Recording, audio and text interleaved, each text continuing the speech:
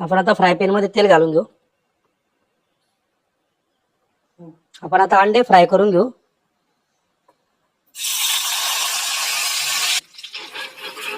अंड्यांचा हलका colour change होतो पर्यंत अंडे आपण असेच फ्राय करून घेऊ फ्राय पॅन मध्ये.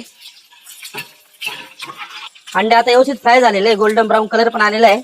आपण थोडीशी काश्मीरी लाल मिरच पावडर घालून घेऊ, गरम मसाला, हळद, मीठ. अंडे व्यवस्थित मसाल्यामध्ये फ्राय करून घेऊ.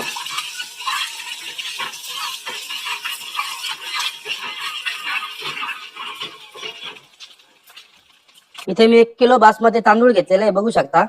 आपण आता ते स्वच्छ पाण्याने धुवून घेऊ आणि भिजत टाकू 1 तासासाठी.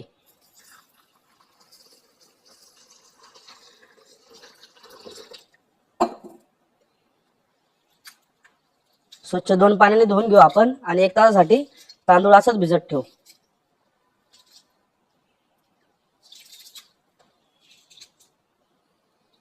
इथे मी पातेल्यामध्ये राईस बॉईल करण्यासाठी पाणी घेतलेले, त्यामध्ये आपण काही मसाले घालून घेऊ. इथे मी जिरे घेतलेले, शोभ घेतलेली आहे आणि शाजीरा घेतलेला आहे, पुदिना, लिंबूचा रस, चवीनुसार मीठ, तेल. आपण आता पाण्याला एक उकळी काढून घेऊ. आपण आता झाकण काढून घेऊ. पाण्याला चांगली उकळी आलेली आहे. आपण आता गुलाबजल घालून घेऊ पाण्यामध्ये. 1 तासापूर्वी भिजत टाकलेलं तांदूळ होतं ते घालून घेऊ. राईस आता आपण व्यवस्थित उकळून घेऊ. पूर्णपणे शिजवायचं आपल्याला, 50% राईस शिजून घ्यायचा आहे. आपण झाकण काढून घेऊ. छान अशी उकळी पण आली, बघू शकता. तांदूळ पण आपला आता शिजलेला आहे जवळजवळ. आता अंडा बिर्याणी सर्व करून घेऊ. तांदूळ पण बघू शकता कसा मोकळा झालेला एकदम. एक पूर्ण दाणा दिसतोय त्याचा मोकळा.